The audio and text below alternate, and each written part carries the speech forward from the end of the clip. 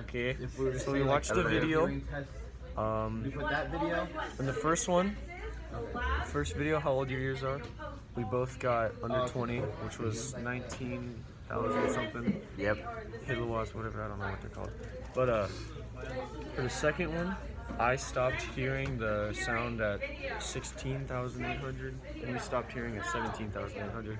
And I think it's because my brain was like, that sound sucks, get it out of here. Why do you think you stopped after me? I think just like different frequencies depend on like how people hear things.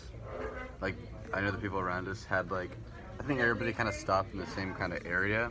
It's just it was like different points in that area. Facts.